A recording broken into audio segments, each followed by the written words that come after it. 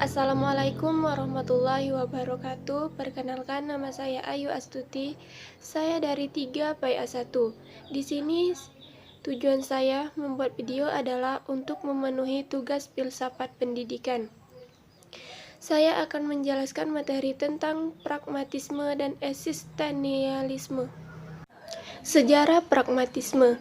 Pragmatisme adalah aliran pemikiran yang memandang bahwa benar tidaknya suatu ucapan, dalil, atau teori semata-mata tergantung kepada berfaedah atau tidaknya ucapan, dalil atau teori tersebut bagi manusia untuk bertindak dalam kehidupannya. Ide ini merupakan budaya dan tradisi berpikir Amerika khususnya dan Barat pada umumnya, yang lahir sebagai sebuah upaya intelektual untuk menjawab problem-problem yang terjadi pada awal abad ini. Pragmatisme mulai dirintis di Amerika oleh Charles Fourier 1839 sampai 1942, yang kemudian dikembangkan oleh William James 1842 sampai 1910. Pragmatisme dianggap juga salah satu aliran yang berpangkal pada empirisme, kenatipun ada pula pengaruh idealisme Jerman. Pada John Dewey, seorang tokoh pragmatisme yang dianggap pemikiran paling berpengaruh pada zamannya. Selain Johann Dewey, tokoh pragmatisme lainnya adalah Charles Fourier dan William James. Istilah pragmatisme berasal dari kata Yunani pragma yang berarti perbuatan atau tindakan. Isme di sini sama artinya dengan isme lainnya, yaitu aliran atau ajaran atau paham. Dengan demikian, pragmatisme itu berarti ajaran menekankan bahwa pemikiran itu menuruti tindakan. Pragmatisme memandang bahwa kriteria kebenaran ajaran adalah faedah atau manfaat. Suatu teori atau hipotesis dianggap oleh pragmatisme benar apabila membawa suatu hasil. Awal mula munculnya pragmatisme di Amerika Serikat, walau pada awal perkembangannya sempat juga berkembang ke Inggris, Prancis, dan Jerman. William James adalah orang yang memperkenalkan gagasan-gagasan dari aliran ini ke seluruh dunia. William James dikenal juga secara lebar dalam segi psikologi. Filsuf awal lain yang terkemuka dari pragmatisme adalah Johann Dewey. Selain sebagai filsuf, Dewey juga dikenal sebagai kritikus sosial dan pemikiran dalam segi pendidikan.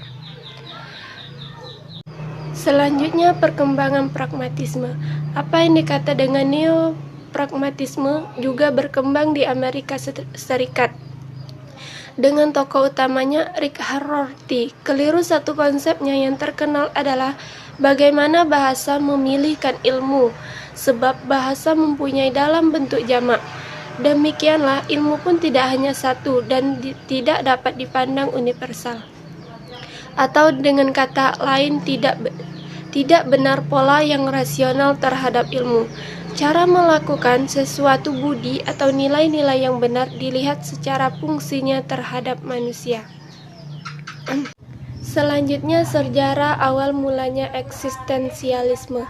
Eksistensialisme merupakan suatu aliran filsafat yang lahir karena latar belakang ketidakpuasan.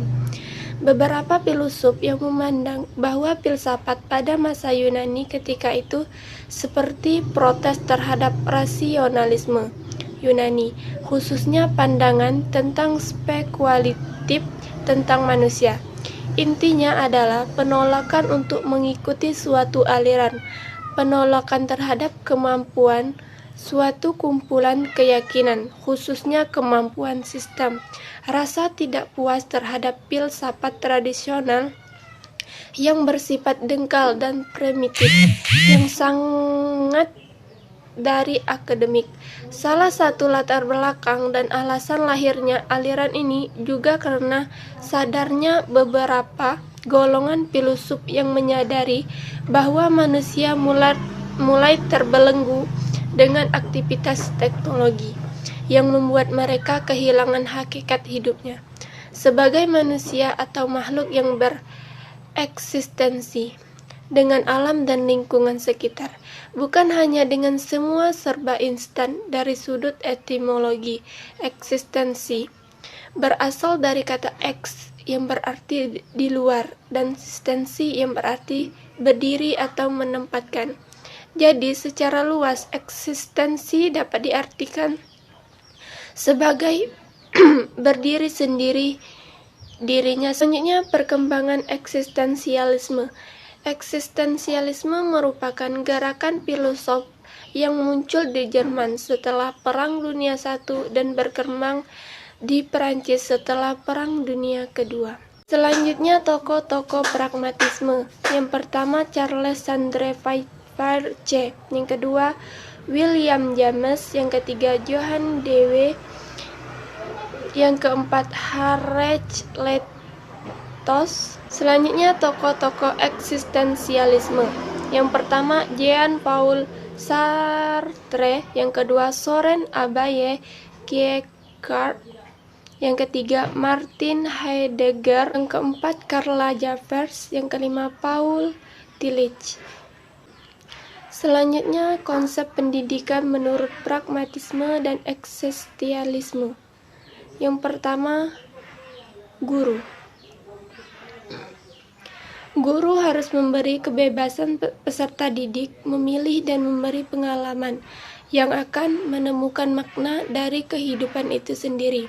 Namun, guru pun harus mampu membimbing dan mengarahkan peserta didik dengan seksama. Selanjutnya, siswa. Peserta didik perlu mempunyai disiplin mental dan moral untuk setiap tingkat kebajikan. Siswa berperan untuk menguasai pengetahuan yang diandalkan. Siswa harus taat pada aturan dan disiplin, sebab aturan yang baik sangat diperlukan untuk belajar. Yang selanjutnya, kurikulum. Kurikulum yang ideal adalah kurikulum yang memberikan kebebasan pada para siswa untuk mengajukan pertanyaan-pertanyaannya, melaksanakan pencarian, dan menarik kesimpulan sendiri.